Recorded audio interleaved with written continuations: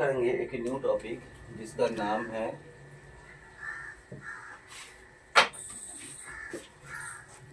Accounting for non profit oriented organisations. कोई कोई इसको एनटीओ भी बोलता है, कोई कोई इसको एनपीओ भी बोलता है। NPO means non profit oriented organisations, NPO means non trading organisations. जो भी हो कॉन्सेप्ट से देखो, ऐसा कुछ बिजनेस होता है जिसे हम प्रॉपरली बिजनेस नहीं कह सकते, वो लोग एक्चुअली सर्विस देने के लिए यहाँ पे आता है, सर्विस प्रोवाइड करने के लिए आता है। जैसे क्लब, लाइब्रेरीज, ठीक है ना, स्कूल, ठीक है, सर्विस ओरिएंटेड इंडस्ट्रीज, ये लोग आपको सर्विस देता है। लेकिन देखो, सर्विस तो फ्री ऑफ कॉस्ट तो होता नहीं है, कोई भी सर्विस फ्री ऑफ कॉस्ट थोड़ी ना होता है, सिर्फ सरकारी सर्विस छोड़ के। तो आपको उसके लिए पेमेंट करना पड़ता है, कुछ पैसा आपको देना पड़ता है, मतलब ये पेड सर्विस है। तो खास करके हम एक क्लब के बारे में ले लेते हैं, बात करते हैं, क्योंकि क्लब का ही एग्जाम्पल, क्लब का ही क्वेश्चन आता है आप लोगों को। तो मान लेते हैं हम एक क्लब के बारे में बात कर रहे हैं, वो क्लब नहीं छोटा मोटा जहाँ पे वो सुबह सुबह जो है कैरम पीटा जाता है, फुटबॉल खेला जाता है, शाम को कैरम पीटा जाता है, ताश खेला जाता है, वो वाला क्लब नहीं। क्लब में जो बड़ा साइज का जो क्लब होता है, जैसे आज रोटरी क्लब हो गया, लॉयंस क्लब हो गया, ठीक है, बंगाल क्लब हो गया, कलकत्ता क्लब हो गया, ये सब बड़ा बड़ा नाम है ये सब। तो आज मान लो कि मैं एक क्लब को रन कर रहा हूँ, इस क्लब का नाम है एबीसी एसोसिएशन, जिसमें आप सब लोग मेंबर्स हो। तो सबसे पहले आप तो पैसा देके मेंबरशिप लोगे, साल का एक फिक्स्ड अमाउंट होगा, तो आपको इतना पैसा देना है मेंबरशिप में। या तो आप साल के बेसिस में दोगे या तो आप मंथली बेसिस में दोगे, जो भी होगा। तो आप एक मेंबरशिप कंट्रीब्यूट करोगे, कुछ नया मेंबर हर साल आएगा, वो भी मेंबरशिप देगा। साल में एक बार हम आप लोगों के लिए स्पोर्ट्स अरेंज करेंगे, जिस स्पोर्ट्स के लिए आपको स्पोर्ट, तो ये जो भी पैसा है वो आप लोग मुझे दोगे,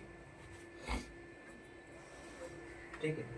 तो क्लब के पास आप लोगों से पैसा आएगा, क्या क्या सोर्सेस में आएगा?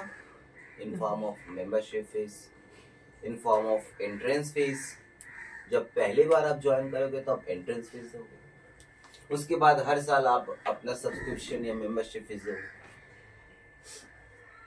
उसके बाद अगर मान लो कि मैं कोई फंक्शन अरेंज करता हूँ, कोई पिकनिक अरेंज करता हूँ, कोई स्पोर्ट्स अरेंज करता हूँ, उसके लिए भी आप लोग मुझे एक कंट्रीब्यूशन दोगे, तो इस सारा का सारा मुझे रिसीव्ड होगा पैसा। कभी कभी क्लब को गवर्नमेंट से भी सब्सिडीज मिलता है, डोनेशंस मिलता है, तो हम क्लब के पास, क्लब जो है गवर्नमेंट के पास जाएगा कि भाई हम लोग एक क्लब को रन कर रहे हैं जिसका काम है कुछ सोशल वर्किंग करना है, आप लोग इसमें कुछ सब्सिडी या डोनेशन दे दीजिए, तो गवर्नमेंट से भी मुझे मिल सकता है। तो ये जितना भी मैंने बात किया वो सब के सब मुझे रिसीव होने वाला है। अब इन पैसे को मैं क्या करूंगा, आप में ही अप्लाई करूंगा। एक बात तो तुम नोटिस कर ही रहे हो कि हमारे यहाँ पे कोई सेल नहीं हो रहा है, हमारे पास पैसा कहां से आ रहा है, सिर्फ सर्विस से आ रहा है। Donations, membership fees, entrance fees, यही हमारा मेन सोर्स ऑफ इनकम है। हम कुछ बेच नहीं रहे, कोई प्रोडक्ट बेच नहीं रहे यहाँ पे, क्योंकि हम लोग प्रॉफिट अर्न करने के लिए आए ही नहीं, बिजनेस के मोटिव मेंटलिटी से आए ही नहीं। हम लोग को बस सेवा देना है, आप लोगों को सोशल वर्क करना है, बोल सकते हो। आप जो कंट्रीब्यूशन करोगे उस कंट्रीब्यूशन को मैं आप ही के ऊपर अप्लाई करूंगा। हाँ, कभी कभार ऐसा होता है कि जैसे मान लो कि कोई मैच ऑर्गेनाइज कर रहे हैं हम, उस मैच का जो टिकट है वो टिकट हम बेचेंगे, तो मैच का अगर टिकट फीस हम बेचेंगे तो उस टिकट का पैसा आपको हम लोगों को मिलेगा। लेकिन वो नॉर्मल सेल नहीं हुआ क्योंकि वो हमारे लिए गुड्स नहीं है, प्रोडक्ट नहीं है। हम कभी कभार साल में एक बार हो या 2 बार हो ऐसे कोई टूर्नामेंट ऑर्गेनाइज करते हैं। ऐसा नहीं कि हम हर रोज ऐसा टूर्नामेंट ऑर्गेनाइज करते हैं, रोज ही टिकट बेचते हैं। तो ये सब है मेरा सोर्सेस ऑफ रिसिप्ट्स। अब सर इन पैसे को आप कहाँ खर्चा करेंगे? तुम ही लोगों के ऊपर अप्लाई करेंगे, कुछ सोशल काम के लिए अप्लाई करेंगे। सर क्या खर्चा करना है बताइए। एक तो देखो बहुत सा क्लब में मेडिकल फैसिलिटीज है। क्लब का जो भी मेंबर्स है उसका फैमिलीज को अगर अर्जेंट ट्रीटमेंट का जरूरत होता है या अर्जेंट मेडिसिन का जरूरत पड़ता है तो उसके लिए हम क्या करते हैं, हम लोग के क्लब के थ्रू ही आपको मेडिसिन देते हैं। तो एक मेडिकल टीम हम रखते हैं क्लब में। जो टूर्नामेंट के लिए आपसे पैसा लिए है वो टूर्नामेंट को हम ऑर्गेनाइज करेंगे, उसके लिए भी तो खर्चा चाहिए। फ्री में तो टूर्नामेंट होता नहीं है भाई। जो डॉक्टर यहाँ पे चेकअप करेगा उस डॉक्टर का भी एक रेम्युनरेशन होना चाहिए। हाँ? तो जो डॉक्टर को हायर करते हैं उस डॉक्टर को भी उसका चार्ज हम देते हैं, जिसे हम कहते हैं हॉनोरारियम। यस, हॉनोरारियम। किसी के ऑनर में जो पैसा देते हैं उसको कहा जाता है हॉनोरारियम। तो डॉक्टर को हॉनोरारियम देते हैं। अच्छा, इतना कुछ मैनेज करने के लिए शायद ही हमें कोई एम्प्लॉयज रखना पड़े। कुछ कुछ एम्प्लॉय तो हमको रखना ही पड़ेगा। जैसे कोई अगर मान लो कोई स्पोर्ट्स ग्राउंड को मेंटेन करता है तो जनरल हम लोग जाकर स्पोर्ट्स ग्राउंड को मेंटेन नहीं कर सकते, उसके लिए खास आदमी चाहिए, खास नॉलेज वाला आदमी चाहिए। एक कुछ स्टाफ चाहिए इसको कंप्लीट, मतलब इस ऑर्गेनाइजेशन को चलाने के लिए कुछ स्टाफ चाहिए। तो उन लोगों का सैलरीज वगैरह होता है, रेंट वगैरह होता है, इलेक्ट्रिसिटीज वगैरह होता है। ये सब तो मेरा खर्चा है। जो खर्चा कहाँ से चलाएंगे हम? जो आप लोग मुझे पैसा दोगे।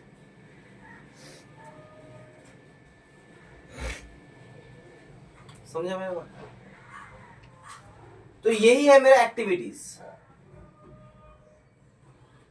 आप लोगों से पैसा लेंगे और आप ही में अप्लाई करेंगे। लेकिन हर चीज का एक ज्यादा या कम कम बात आ जाता है। जैसे हमने ज्यादा रिसीव किया लेकिन कम अप्लाई किया, ऐसा हो ही सकता है। हमने रिसीव आपसे ज्यादा किए लेकिन अप्लाई कम किए, उस केस में हमारा सरप्लस रह जाता है, प्रॉफिट रह जाता है। अब इसको हम प्रॉफिट तो नहीं कह सकते क्योंकि ये नॉन प्रॉफिट है। तो प्रॉफिट वाला वर्ड इन लोगों के लिए हराम है। प्रॉफिट वाला वर्ड तो ये इस्तेमाल नहीं कर सकते। तो अगर इसके पास कुछ एक्सेस रहता है इनकम, उसे हम कहेंगे सरप्लस। और अगर उल्टा होता है, मतलब उसका अर्निंग कम हुआ है लेकिन एक्सपेंसेस ज्यादा हुआ है, उस केस में हम उसको कहेंगे डेफिसिट। तो सरप्लस या तो डेफिसिट। ठीक, जैसे हम लोग प्रॉफिट एंड लॉस अकाउंट बना देते हैं और बैलेंस शीट बना देते हैं, यहां पर भी वही चीज बनाएंगे। प्रॉफिट एंड लॉस बनाएंगे और बैलेंस शीट बनाएंगे। लेकिन प्रॉफिट तो सर इस केस में हम यूज नहीं कर सकते और बैलेंस शीट बनाएंगे। लेकिन प्रॉफिट तो सर इस केस में हम यूज नहीं कर सकते क्योंकि लोग तो प्रॉफिट नहीं अर्न करना है। बिल्कुल सही बात है। तो प्रॉफिट एंड लॉस के रिप्लेसमेंट हो जाएगा इनकम एंड एक्सपेंडिचर अकाउंट। मतलब कॉन्सेप्ट मेरा वही रहेगा कि हमें प्रॉफिट एंड लॉस अकाउंट बनाना है लेकिन लिखेंगे इनकम एक्सपेंडिचर, बिकॉज ये लोग प्रॉफिट में इन्वॉल्व नहीं होते। समझा पाया मैंने बात को? तो जनरली इस तरह का ऑर्गेनाइजेशंस क्या क्या अपने हाथ में रखता है, क्या क्या मेंटेन करता है? एक तो बेटा कैश बुक मेंटेन करता है,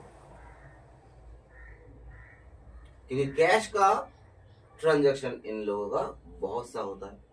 कैश आना और कैश जाना। कैश कहां से आएगा? स्टार्टिंग में मैंने बता दिया कि इन जगह से आप मेरे पास कैश आएगा। आप लोग जो मेंबर्स मुझे सब्सक्रिप्शन दोगे वहां से कैश आएगा। जब पहला बार आप एंट्री लोगे, एंट्रेंस फीस दोगे, टूर्नामेंट फीस दोगे, फंक्शन फीस दोगे, गवर्नमेंट से डोनेशंस मिलता है, इस सारा का सारा जो है हमारे लिए रिसिप्ट्स है। और इस पैसे को हम कहाँ कहाँ खर्चा कर रहे हैं, कहाँ कहाँ स्पेंड कर रहे हैं, नॉट खर्चा, स्पेंड कर रहे हैं, कहाँ कुछ खर्चे में स्पेंड कर रहे हैं, कुछ एसेट खरीदने में स्पेंड कर रहे हैं, यानी कि हमें एक कैश बुक मेंटेन करना है।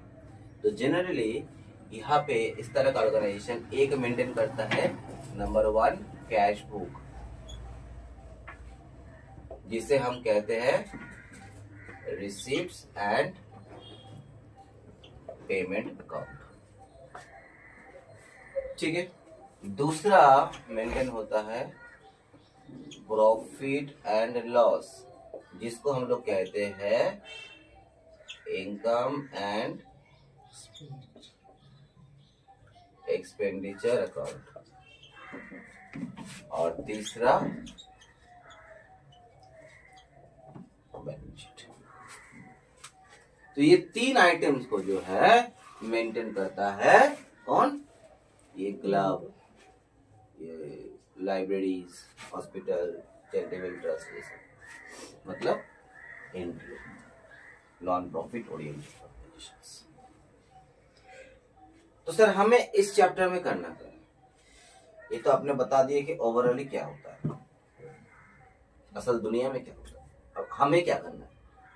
आपको बेटा कुछ नहीं करना है, आपके पास एक रिसीप्ट पेमेंट दिया रहेगा, ठीक है। आपको सिर्फ ये दोनों आइटम को बनाना है। रिसीप्ट पेमेंट से देख के आपको इनकम एक्सपेंडिचर्स और बैलेंस शीट। सबसे इंपॉर्टेंट गौर करने वाला बात यह है कि रिसीप्ट पेमेंट में क्या आता है? Any kind of receipt, any kind of payment, because ये कैश बुक है। अब जो रिसीप्ट आपका हो रहा है, हो सकता है वो करंट ईयर से रिलेटेड हो सकता है वो प्रीवियस ईयर से रिलेटेड हो सकता है वो अपकमिंग ईयर से रिलेटेड हो, कोई भी साल से वो रिलेटेड हो सकता है जो आप रिसीव कर रहे हो। जैसे मेंबरशिप फीस के बात बोल देते हैं, तुम्हारा मेंबरशिप फीस लास्ट ईयर में ड्यू था 50%, जो तुम पेमेंट कर रहे हो इस साल, मतलब तुम जो पैसा दे रहे हो वो related to the last year, previous year, not for the current year. तुम अपना मेंबरशिप करंट ईयर का करंट ईयर में दे रहे हो, तुम भी वही दे रहे हो। तुम क्या कर रहे हो? तुम तो अपना मेंबरशिप फीस दे ही रहे हो इस साल का, साथ में नेक्स्ट ईयर के लिए भी 25% पेमेंट कर दे रहे हो एक्स्ट्रा। काहे भाई अभी क्यों दे रहे हैं भाई? ऐसा रख लीजिए, पैसा है आप रख लीजिए, नेक्स्ट ईयर हम स्टार्टिंग में नहीं रहेंगे, अपने होम टाउन जाएंगे, वहाँ पे 4-5 महीने वहाँ पे हम बिता देंगे, तो याद नहीं रहेगा, दिमाग से उतर जाएगा, आप ले लीजिए। तो मतलब तुमने एडवांस कर दिया। तो एज अ कैशियर हम रिसीप्ट पेमेंट अकाउंट मेंटेन करेंगे। तो मान लेते हैं कि सुलोगना जो है मेरा कैशियर है, तो सारा का सारा पैसा आप सुलोगना को आके दोगे। तो जैसे हम इसके पास साल के एंड में मांगे कि भाई कौन कौन पैसा दिया हमको बताओ, तो इसमें सबका नाम दे दिया कि ये पर्सन ने पैसा दिया, बढ़िया। तब सुलोगना हमको ये बोलेंगे कि सर एक बात आप नोटिस कर लीजिए, देखिए इसमें इसका जो पैसा आया ना, इसका ज्यादा पैसा आया। हम क्यों ज्यादा पैसा क्यों आया भाई? क्योंकि इसका इस साल का भी मेंबरशिप फीस जो देना था वो तो दे ही दिया, इसका लास्ट ईयर में कुछ ड्यू था वो भी उसके साथ ऐड करके दिया। अरे तो इसको अलग करो, क्योंकि हमें उन टोटल रिसिप्ट में से सिर्फ करंट ईयर का रिसिप्ट को ही हमको निकालना है, क्योंकि हम इनकम एक्सपेंडिचर या प्रॉफिट एंड लॉस जिसको भी बोलते हैं हम लोग, वो किसी एक साल के लिए करते हैं, स्पेसिफिक उस साल के लिए करते हैं। तो जो उस साल से रिलेटेड है ही नहीं उसे निकाल के बाहर फेंको। एज अ कैशियर तुमने रिसीव कर लिया, रिसिप्ट कॉलम में तुमने लाके खड़ा कर दिया, वो ठीक है, वो परफेक्ट है, वो मानते हैं। लेकिन कैशियर और अकाउंटेंट दोनों में फर्क होता है। कैशियर का काम होता है कि जहां से भी इसको रिसिप्ट हो रहा है, जहां पर भी पेमेंट कर रहे हैं, इसको एंट्री कर दे। इसको कोई मतलब नहीं है कि ये करंट ईयर का रिसिप्ट है कि प्रीवियस ईयर का है कि अपकमिंग ईयर का है। इसको कोई मतलब नहीं है कि वो रिसिप्ट रेवेन्यू से रिलेटेड है कि कैपिटल से रिलेटेड है। रेवेन्यू रिसिप्ट और कैपिटल रिसिप्ट में अंतर जानते हो ना। रेवेन्यू रिसिप्ट जो रेगुलर्स होता है, बिजनेस के रिलेटेड होता है, जो हमें रेवेन्यू अर्न करके देता है। और कैपिटल रिसिप्ट कौन सा हुआ, जो बियॉन्ड द रेवेन्यू होता है, मतलब जो कभी कभार होता है, जो एसेट से रिलेटेड होता है, उसे हम कैपिटल रिसिप्ट कहते हैं। तो सुलग्ना को कोई फर्क नहीं पड़ता है कि जो रिसिप्ट वो कर रही है वो रेवेन्यू इन नेचर हो या कैपिटल इन नेचर हो कि क्या हो, इसको कोई फर्क नहीं पड़ता। इसको तो पैसा मिले इसने रिसिप्ट में जमा कर दिया। लेकिन मुझे फर्क पड़ता है बेटा, क्योंकि हम जो है अकाउंटेंट है और अकाउंटेंट का काम है प्रॉफिट या लॉस को निकालना, यानी कि एनटीओ की नजर से सरप्लस या डेफिसिट को निकालना। तो अगर मुझे सरप्लस या डेफिसिट निकालना है तो हमें क्या करना है, सबसे पहले इनकम को अलग करना है और एक्सपेंसेस को अलग करना है, और वो भी करंट ईयर का। तो हम रिसिप्ट में से सिर्फ उन्हीं रिसिप्ट को चूज करेंगे जो हमारे रेवेन्यू नेचर का होगा और जो हमारा करंट ईयर से रिलेटेड होगा। माइंड लीजिए, जो हमारा रेवेन्यू नेचर का होगा मतलब रोज का होगा और करंट ईयर से रिलेटेड होगा, not for the previous year और not related to the upcoming year. यानी कि मेंबरशिप में से संदीप का जो एडवांस पेमेंट है वो आउट करेंगे, शिवांगी का जो लास्ट ईयर का ड्यू पेमेंट है वो भी आउट करेंगे, क्योंकि ये दोनों ही इस साल से रिलेटेड नहीं है। समझा मैंने बात को? समझा पाया? Very good. ठीक है, वही कहानी करेंगे पेमेंट के साथ। जो पेमेंट्स हो रहा है वो या तो हम रेवेन्यू ग्राउंड में कर रहे हैं या तो कैपिटल ग्राउंड में कर रहे हैं। यानी कि जो सैलरी देना, डॉक्टर का हॉनोरेरियम पेमेंट करना, मेडिसिन में जो खर्चा हो रहा है, ये सब मेरा रोज का यानी कि रेवेन्यू एक्सपेंसेस है। साथ में मैंने एक तो फर्नीचर खरीद लिया। अरे भाई क्लब के लिए फर्नीचर चाहिए, तो वो भी तो पेमेंट साइड में आ जाएगा। इसने पेमेंट किया, फर्नीचर वाला दुकान को इतना पैसा दिया, सैलरी में इतना पैसा दिया, डॉक्टर को इतना पैसा दिया, मेडिसिन वाले को इतना पैसा दिया। तो हम उसमें से कौन सा वाले को पिक करेंगे? सिर्फ रेवेन्यू वाला को पिक करेंगे? एसेट वाले को क्यों पिक करेंगे? सिर्फ रेवेन्यू के ग्राउंड में जो खर्चा हुआ है सिर्फ उसी खर्चे को ही हम देंगे, और वो भी करंट ईयर से रिलेटेड होना चाहिए। तो हमारा काम क्या है बेटा? हमारा काम ये है कि जब इनकम एंड एक्सपेंडिचर अकाउंट बनाएंगे उस टाइम हमारे पास एक receipt and payment account given रहेगा। सबसे पहले उन रिसिप्ट में से जो जो रेवेन्यू नेचर का होगा और जो जो करंट ईयर से रिलेटेड होगा, सिर्फ उसी रिसिप्ट को हम लेंगे और इनकम साइड में डालेंगे। और ठीक पेमेंट में से जो जो पेमेंट करंट ईयर से रिलेटेड है और रेवेन्यू नेचर का है, सिर्फ उसी पेमेंट को पिक करेंगे। उससे हम अपने इनकम एक्सपेंडिचर अकाउंट बनाएंगे। फिर उसके बाद बैलेंस शीट भी बनाना पड़ेगा, लेकिन हम बैलेंस शीट आज नहीं समझाएंगे क्योंकि ये चैप्टर तुम लोगों के अकॉर्डिंगली थोड़ा सा डिफिकल्ट है। तो एक साथ एक ही दिन में हम सब कुछ एग्जाम्पल पे समझा देंगे तो तुम लोग कैच नहीं कर पाओगे। इसलिए आज केवल हम लोग इनकम एंड एक्सपेंडिचर में ध्यान देंगे।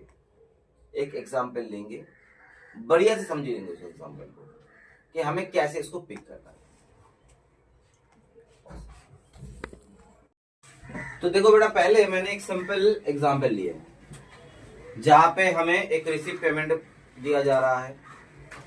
उस रिसिप्ट पेमेंट में हम देख पा रहे हैं कि debit side is related to the receipts, क्योंकि ये कैश बुक है।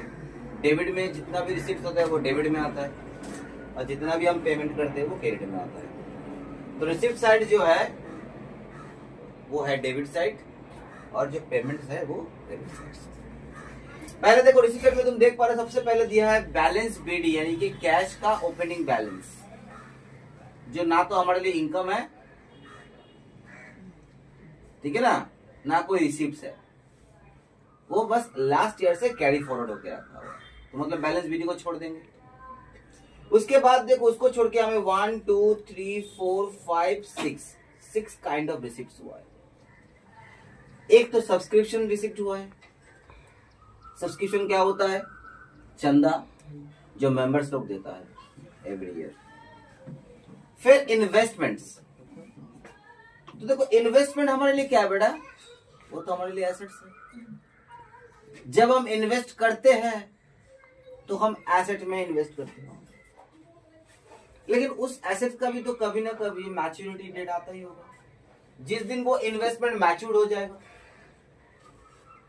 तो वही एक इन्वेस्टमेंट जो है वो मैच्योर हुआ है और वो रिसिप्ट साइड में आ गया। तो इन्वेस्टमेंट से जो पैसा आ रहा है, क्या वो मेरा रेगुलर नेचर का है या कैपिटल नेचर का? रेगुलर नेचर है ना कैपिटल नेचर है? रेगुलर माने रोज तुम इन्वेस्ट करोगे, रोज तुम्हारा इन्वेस्टमेंट मैच्योर करेगा, कैपिटल नेचर का, रेगुलर का नहीं है। उसके बाद सेल ऑफ फर्नीचर, ये भी कैपिटल रिसिप्ट्स हो गया, क्योंकि फर्नीचर भी तो हमारे लिए एसेट्स है। So this kind of receipts are related with the assets, so ये कैपिटल नेचर का हो गया। उसके बाद देखो सेल ऑफ न्यूज़पेपर है। देखो सेल ऑफ न्यूज़पेपर, न्यूज़पेपर तो मेरे लिए कोई एसेट नहीं हो सकता, वो मेरा रोज का एक्सपेंसेस है। इकट्ठा होता है, इसको हम बेच देते हैं कबाड़ी वाले को, तो उसे हम लोग जनरली कैपिटल नहीं मानते, क्योंकि न्यूज़पेपर परचेस करना भी तो हमारा रेगुलर में आता है, रेवेन्यू में आता है। ठीक है। उसके बाद आता है देखो एंट्रेंस फीस। एंट्रेंस फीस को लेके थोड़ा सा कंट्रोवर्सी है। कोई कोई टीचर बोलता है कि एंट्रेंस फीस साल में एक ही पहला बार दिया जाता है लाइफ में,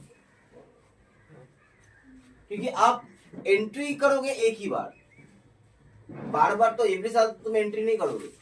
एक बार एंट्रेंस फीस दोगे, उसके बाद से हर साल आप सब्सक्रिप्शन दोगे। तो क्या एंट्रेंस फीस को कैपिटल में रखा जाए या रेवेन्यू में रखा जाए? तो कोई कोई टीचर्स को सिखाता है कि मैं इसको आप कैपिटल में लेके चला जाओ, क्योंकि एंट्रेंस फीस कैपिटल नेचर का हुआ, एक ही बार दोगे लाइफ में। कोई कोई टीचर बोलता है कि नहीं, आप ऐसे मत सोचो, आप इंडिविजुअल पर्सन के बिहाफ पे मत सोचो, आप ओवरऑल बिहाफ पे सोचो। हर साल हमारे पास न्यू एंट्री होता है, तो हर साल न्यू एंट्री फीस आता है, तो वो मेरे लिए रेवेन्यू नेचर का ही हो गया ना, क्योंकि हम हर साल अपना ओपन रखते हैं एडमिशन को। एक बार आप एडमिशन ओपन कर दिए, एक साल आप एडमिशन ले लिए, एंट्री ले ली, उसके बाद 10 साल आप एंट्री नहीं लिए, वो तब उस केस में वो कैपिटल नेचर का हो सकता है। लेकिन आपके पास तो एंट्रेंस फीस हर साल ही आता है, इससे नहीं तो उससे आ जाएगा, उससे नहीं तो उससे आ जाएगा, इसलिए इसको रेवेन्यू में रखा जाता है। तो अगर क्वेश्चन में कुछ नहीं बोला है तो आप इसको रेवेन्यू मान के चलो। क्या नहीं समझे? मेरा ये पॉइंट है कि आपने बोला कि कुछ कुछ टीचर्स बोलते हैं तो कैपिटल में रखने के लिए, कैपिटल में इसलिए बिकॉज उसका कहना है कि एक ही बार में रिसीव होगा, बट देन अभी फिर आपने बोला कि रेवेन्यू में रखना है। तो अगर हम तुम्हारे अकॉर्डिंगली सोचते हैं हाँ, कि एक स्टूडेंट तो एक ही बार एडमिशन फीस देगा, हाँ, अगर स्कूल के हिसाब से जाते हैं, तुमने अपने लाइफ में एक ही बार एडमिशन फीस दी, तो उस नेचर में स्कूल के लिए वो अमाउंट कैपिटल नेचर हो गया। लेकिन अगर स्कूल ऐसा सोचता है कि हम सिर्फ अध्याय को क्यों पकड़े, सिर्फ एक स्टूडेंट को इंडिविजुअली क्यों पकड़े, हाँ एक स्टूडेंट लाइफ में एक बार एडमिशन फीस देगा, लेकिन एडमिशन तो हमारा हर साल होता है। आज अध्याय ने क्लास 2 में एडमिशन लिया, नेक्स्ट ईयर उसका बहन शायद लेगी, तीसरी ईयर उसका भाई शायद लेगा। अच्छा, तो हर साल हो रहा है? हाँ, हर साल हो रहा है एडमिशन हर साल ओपन है, हर साल आ रहा है स्टूडेंट से फीस एडमिशन के हिसाब से, इसलिए उसको रेवेन्यू में रख दे कि वहाँ नहीं, हम लोग को रेगुलर है, क्योंकि एडमिशन तो हर साल ही होता है। हाँ, अगर हम लोग स्टूडेंट के प्रोस्पेक्टिव से देखते हैं तो उस केस में वो कैपिटल नेचर का हो जाता है। हम लोग ऐसे क्यों देखेंगे? तो अगर क्वेश्चन में बोला नहीं गया तो एंट्रेंस फीस को आप लोग सिंपली रेवेन्यू मान के चलो, ठीक है। उसके बाद क्या है, देखो लाइफ मेंबरशिप फीस। हाँ, लाइफ मेंबरशिप फीस क्या होता है? ये कोई मेंबर दे देता है पैसा लाइफ टाइम के, उसको देना नहीं पड़ेगा, पूरा लाइफ टाइम का एक साथ वो फीस पेमेंट कर देता है। जैसे हर साल मान लो कि 1000 रुपया तुम लोग का मेंबरशिप फीस है, तो कोई बोला है कि भाई हम एक साथ 20,000 रुपया दे देते हैं, 20 साल के लाइफ टाइम हमारा मेंबरशिप फीस अब देना नहीं पड़ेगा, एक ही बार में। ठीक है सर, क्या चीज? सही समझा। अगर मान लो कि किसी का मेंबरशिप फीस है, सब्सक्रिप्शन है 1000 रुपीज, मंथली होता नहीं है, ईयरली होता है, तो एनुअल सब्सक्रिप्शन है मान लो तुम्हारा 1000 रुपीज, तो तुमने एक ही बार में 20,000 रुपीज पे कर दिया, तो बोलेगे भाई 20 साल तक हम निश्चिंत हो गए, आपको पे नहीं करना पड़ेगा, अब 20 साल का आप मुझे मेंबरशिप कोटा दे दीजिए। तो ये हो गया लाइफ टाइम फीस। तो देखो ये हर किसी से नहीं मिलता है, किसी स्पेसिफिक कुछ पर्सन से मिलता है, तो उसको हम रेवेन्यू कंसीडर नहीं कर सकते, इसको हमेशा मुझे कैपिटल ही कंसीडर करना पड़ेगा। अगर क्वेश्चन में कुछ नहीं बोला गया है तो इसको आपको कैपिटल कंसीडर करके चलना है रेवेन्यू में, ठीक है। उसके बाद एक और चीज आता है जैसे डोनेशन आता है, ठीक है। मान लो यहाँ पे एक तो डोनेशन आया हुआ है, 10,000 का डोनेशन आया, तो ये फिगर बढ़ जाएगा, ये 1,08,400 हो जाएगा, और यहाँ पे ये 44,000। तो ये डोनेशन आता है। अगर सिर्फ डोनेशन दो टाइप्स का होता है, एक जनरल डोनेशन होता है, एक स्पेसिफिक डोनेशन होता है। जनरल डोनेशन क्या हुआ, जैसे आज मान लो कि हम लोग कोई मंदिर में जाते हैं, कोई गिरजा में जाते हैं, कोई चर्च में जाते हैं,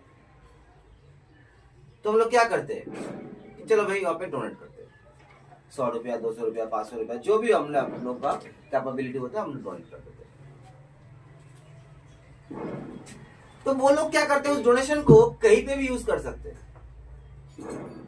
जैसे मान लो कि कोई चैरिटेबल हाउस में हम जाते हैं, जैसे मदर टेरेसा का चैरिटेबल हाउस, वहां पे गए हम 1000 रुपया डोनेट किए, तो वो 1000 रुपये से क्या करेगा बोलो, बच्चे लोगों के पीछे खर्चा करेगा, हो सकता है उससे चाल खरीदे,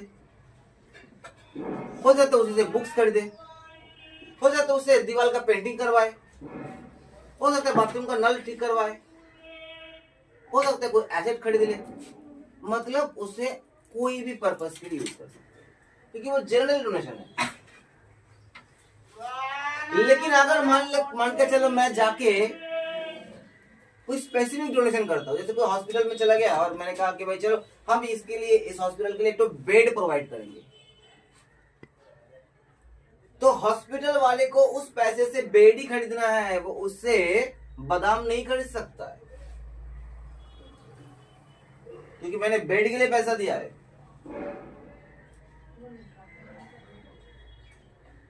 तो वो सोचेगा कि हमको बादाम खरीदना है पेशेंट्स के लिए, तो वो नहीं खरीद सकता, उसको बेड ही खरीदना पड़ेगा। समझा पाया मैंने बात को? तो जनरल डोनेशन और स्पेसिफिक डोनेशन दो अलग अलग होता है। सिर्फ डोनेशन दिया हुआ है तो इसको बेटा हम लोग जनरल मान के चलेंगे, और जनरल जो है वो मेरा रेवेन्यू है। स्पेसिफिक डोनेशन होगा तो वो कैपिटल नेचर का होगा, तो वो कैपिटल के साथ ऐड हो जाएगा। समझा मेरा बात? सर ठीक है, आ जाओ अब पेमेंट में आ जाओ। पेमेंट में हम देख रहे हैं कि हमारे लिए सैलरीज पेमेंट हुआ है, रेंट पेमेंट हुआ है, न्यूज़पेपर, प्रिंटिंग, स्टेशनरी, पोस्टेज, ये सारा का सारा रेवेन्यू आइटम्स है, रेगुलर होता है। उसके बाद हमने अलमीरा खरीदा, वो तो फर्नीचर में आता है, वो कैपिटल नेचर का हो गया। उसके बाद बॉन्ड परचेज से कोई इन्वेस्ट कर दिया हमने, गवर्नमेंट बॉन्ड होता है मार्केट में अवेलेबल होता है, वो हमने परचेज किया, तो वो हमारे लिए इन्वेस्टमेंट हो गया। तो जैसे मैंने इन्वेस्टमेंट को मैच्योर करवाया, वैसे एक नया इन्वेस्टमेंट भी खरीद लिया, तो वो भी कैपिटल नेचर का होगा। तो हमें इसमें सिर्फ रेवेन्यू आइटम्स को चूज करना है। अच्छा, नीचे कुछ एडजस्टमेंट भी दिया है, उसमें कहा जा रहा है कि हमने जो टोटल सब्सक्रिप्शन रिसीव किया ना, जो मेरा कैशियर ने 39,000 एक बार में हमारे पास जमा कर दिया। तो सर ये देखिए 39,000 टोटल रिसीव हुआ है, बढ़िया है बिल्कुल। लेकिन उसमें सर एक बात नोटिस कीजिए, इसमें 2,000 रुपया जो है वो लास्ट ईयर से रिलेटेड है। ओ, तो इसको तो इस साल कंसिडर नहीं करेंगे, इसको लास्ट ईयर में कंसिडर कर लिए थे हमने, लास्ट ईयर में कंसिडर कर लिया था, लेकिन रिसीव थोड़ा इस साल, तो क्या हम इसको इस साल कंसिडर करना पड़ेगा? तो बच्चों कंसिडर करोगे टके क्या तो मुझे की भाषा কথা বলি, तुझे শুধু 2000 जो है बेटा वो प्रीवियस ईयर से रिलेटेड है, तो प्रीवियस ईयर में इसको कंसीडर कर लिए थे हम एज एन इनकम, तो क्या करंट ईयर में भी इसको एज एन इनकम कंसीडर करना है? नहीं। तुम्हारा लास्ट ईयर में इनकम हो गया था, बस इस साल उसको रिसिप्ट हो रहा है। सिमिलरली मेरा कैशियर ने मुझे ये भी बताया कि 1500 ये सर रिलेटेड है नेक्स्ट ईयर के लिए, ये इस साल से रिलेटेड नहीं है, वो नेक्स्ट ईयर आपको उसको कंसिडर करना पड़ेगा क्योंकि बंदे ने एडवांस कर दिया। तो हमारे पास एक रिसिप्ट एंड पेमेंट्स अकाउंट है, हमें इसके through income and expenditure account को ड्रॉ करना है। दिमाग में क्या रखना है, यहां से हम रिसिप्ट में से इनकम को सिलेक्ट करेंगे जो करंट ईयर से रिलेटेड हो और जो रेवेन्यू से रिलेटेड हो, और पेमेंट साइड से हम उसी पेमेंट को सिलेक्ट करेंगे जो हमारे लिए एक्सपेंसेस हो, यानी कि जो रेवेन्यू नेचर का हो और जो करंट ईयर से रिलेटेड हो। तो इनकम एंड एक्सपेंडिचर अकाउंट बनाते हैं हम लोग।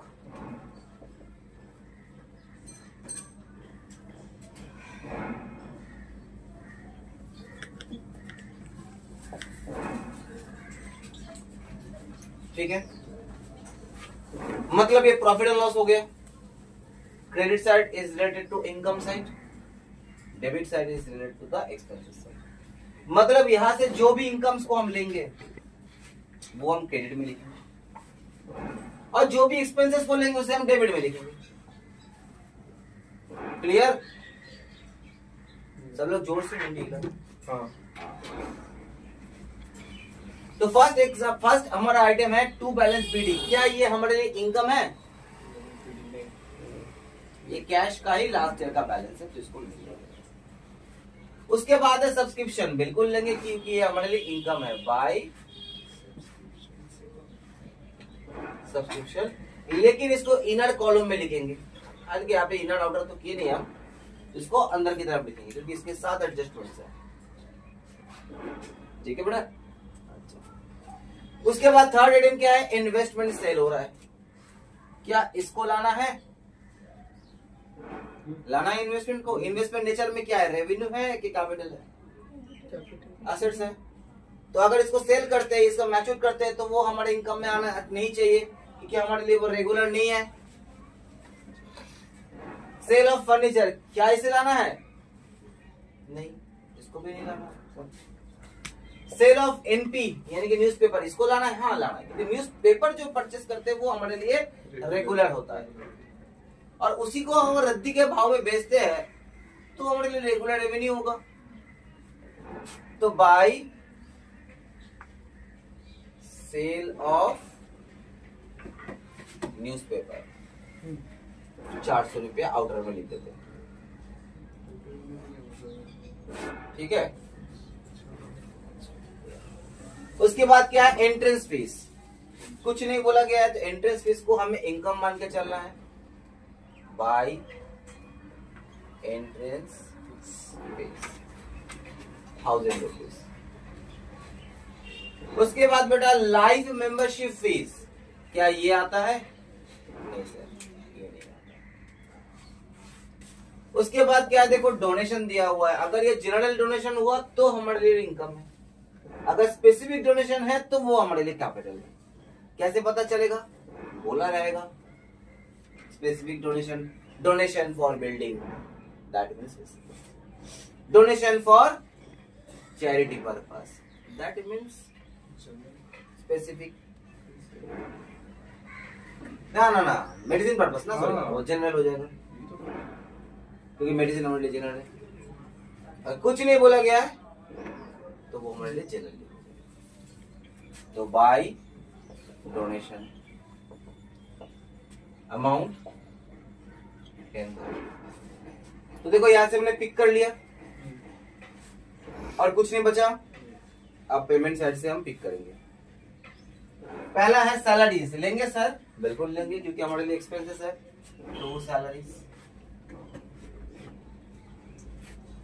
34,000। रेंट बिल्कुल लेंगे सर, टू रेंट 12,000। न्यूज़पेपर बिल्कुल लेंगे सर क्योंकि एक्सपेंसेस है, तो न्यूज़पेपर 1,000। सर प्रिंटिंग स्टेशनरी लेना है? बिल्कुल लेना है, एक्सपेंसेस है 2 प्रिंटिंग स्टेशनरी 900। सर पोस्टेज लेना है, बिल्कुल लेना है, तो पोस्टेज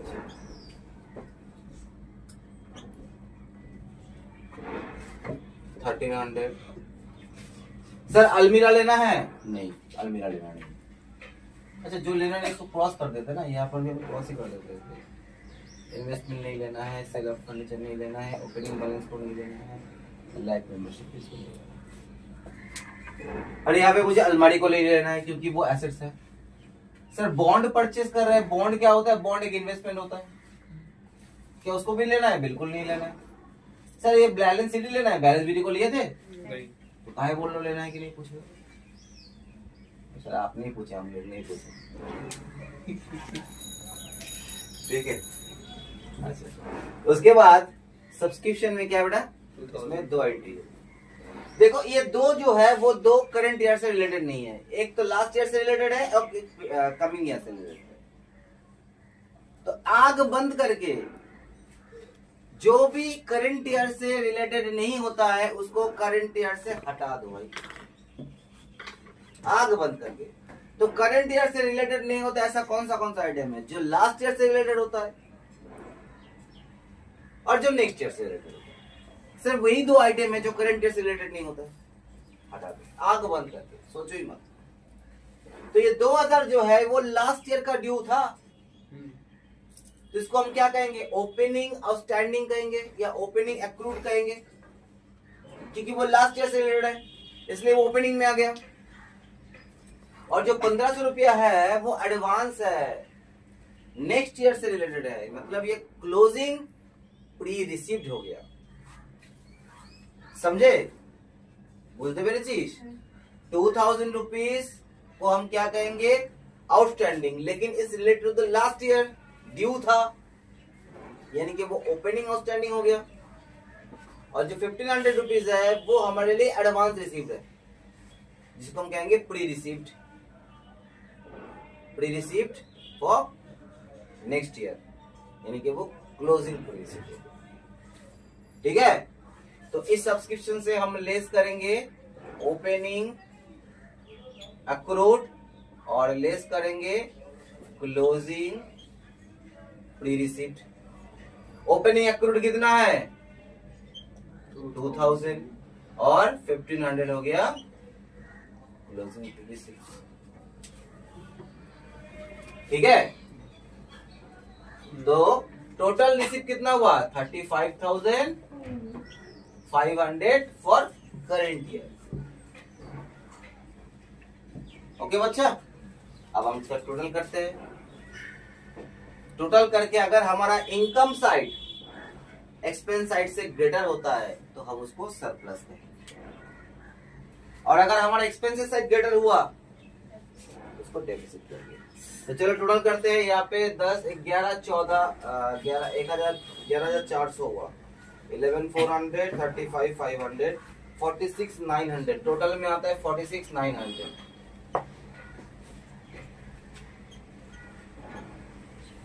और यहाँ पे आता है आपका 34, आपका डेबिट साइड बड़ा हुआ है, सॉरी, डेबिट साइड में आता है आपका 36,000, 34,000, 12,000, 1,000, 1,900 और 1,300, 50,200, टोटल आता है 50,200। दोनों का टोटल हो गया 50,200 बाय डेफिसिट्स 30।